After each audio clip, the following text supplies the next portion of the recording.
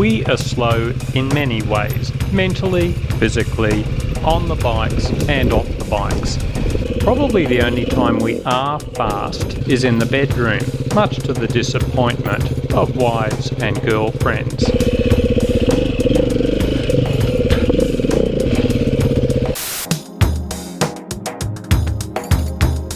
We have quoted Graham Jarvis many times, blessed be his most holy name, and blessed be the knobs upon which he rides.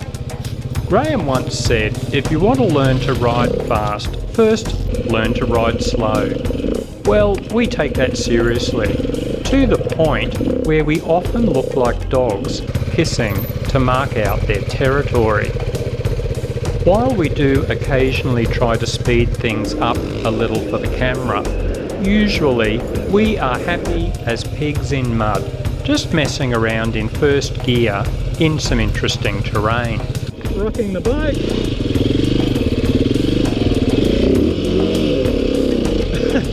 Only just. In fact, often our rides are only about 10 to 15 kilometres long because we are going so slowly and often off the bikes to spot for each other.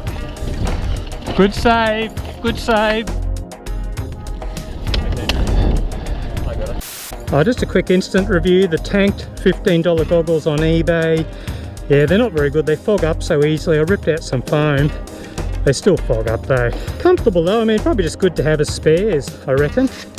So if you haven't looked at our training vid about balancing at a standstill yet, check it out. It's surprising how useful it can be to stop for a few seconds without putting your foot down. And the finely tuned sense of balance will help with all aspects of your riding. Well, that's the theory. I'm still waiting for that in my case. Come on, I'll stand on the seat for this stuff. Just weight the bike and except the rear wheel's in midair. Sometimes you just have to give up.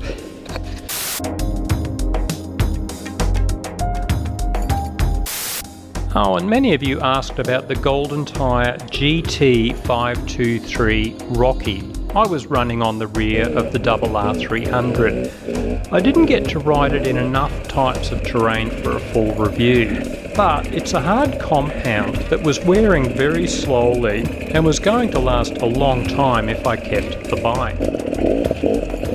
Lots of wet tree roots and very slippery mud in here. This should be interesting with the wet mossy rocks. As with quite a few of their tyres, the Goldentyre gripped very well in most terrain despite that hard compound. The only time it really lost traction badly was on wet, slippery rocks, as you would expect with a hard rubber compound. The stiff carcass worked very well with the tubeless system. I was usually running 0 to 3 psi. I'd say a good all-round knobby, especially if you want a tyre that's going to last a long time. But of course, go for something softer if you do a lot of wet, slippery rocks and logs.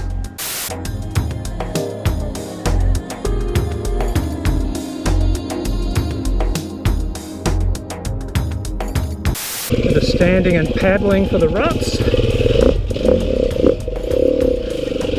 I really would like to have the low tyre pressures for this stuff. When you are messing around with a more trials-based style of riding, it helps a lot to have very low tyre pressures. If you are running tubes, try 5 psi, but remember to re-inflate the tyres when you pick up the speed again. Of course, that's one of the reasons I like the tubeless system so much. I just keep the pressures low, even on faster rides, as it protects the rims quite a bit from impacts. Most of the guys have swapped over now. Here is Danny's report after several months on tubeless. The tubeless, I've got that in the rear tyre now. I've found it makes a huge difference. I found particularly in the wet, I just had no problem with traction at all. And it just hooks up. I've been running about 6 psi, 6 to 5, and it's doing really well. It's been a relief having the tubeless. I don't have to worry about getting a flat and carrying tubes around, even just maintenance before going for a ride. when I checked the pressures, the pressure inside the tyre hasn't even gone down. All I have to do is pump up the inner tube back up to 100 psi, 110 psi, and away we go.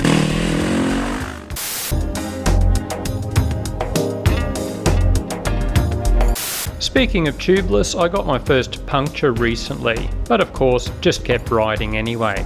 Then when I got home, it's just a 2-minute repair job with a tubeless plug kit. 2 final notes: all that engine braking with the R480 is great for wheelies. It's a lot easier to get it around corners and small downhills as a result.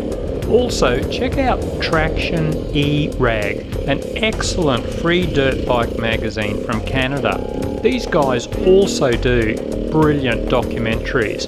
I watched 50 Years of Kicks last year, and the sequel, Checkpoint, has just been released and has some epic footage and interviews with Graham Jarvis. Blessed be his gloves and sweaty undergarments. Get into it.